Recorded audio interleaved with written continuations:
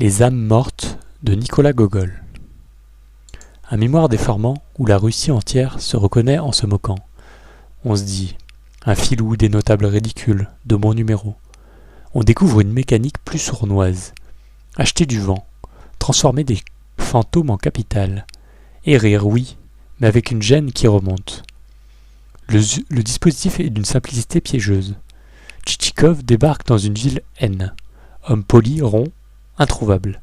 Son idée, racheter à bas prix les serfs morts, mais non encore radiés des registres pour monter une hypothèque avantageuse. On suit alors sa tournée. Manilov, l'aimable, qui promet tout et ne fait rien.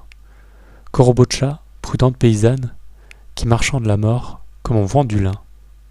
Sobakevitch, ours pragmatique.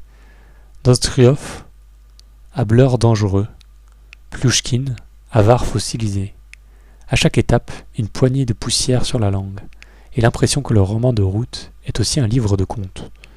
Les enjeux se dessinent sans didactisme. Le commerce des âmes dit la froideur d'un système où l'homme vaut la ligne et le chiffre.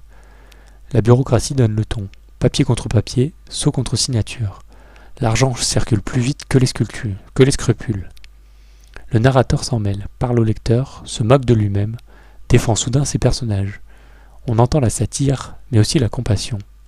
Car ces grotesques ne sont pas des monstres. Ce sont des vies ratatinées par l'habitude, la peur, l'ennui. Un pays trop grand pour ses routes. La grande force, c'est la voix. Gogol a l'œil du caricaturiste et l'oreille du conteur. Les détails claquent. Une manche trop brillante, un samovar qui siffle, une moustache qui se hérisse au mensonge. Les digressions dansent, la phrase prend des coudées, l'ironie troue la narration. On rit devant Nozdriov, on frissonne devant Plouchkine. Et soudain, le lyrisme. Cette troïka finale qui file vers on ne sait où.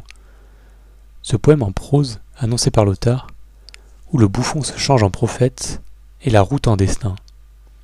Le livre nous parle d'aujourd'hui, avec une clarté mordante.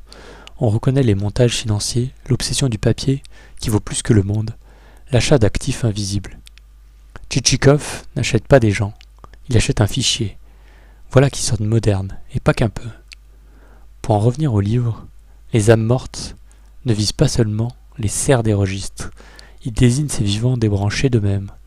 Manilov qui rêve au lieu d'agir, Plouchkine qui possède et ne jouit plus, Tchitchikov qui calcule et se dissout, et ce narrateur qui, excédé, supplie presque son pays d'accoucher d'un autre visage.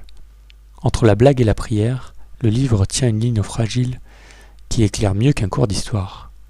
On croyait suivre un escroc sympathique, on referme sur une question qui gratte.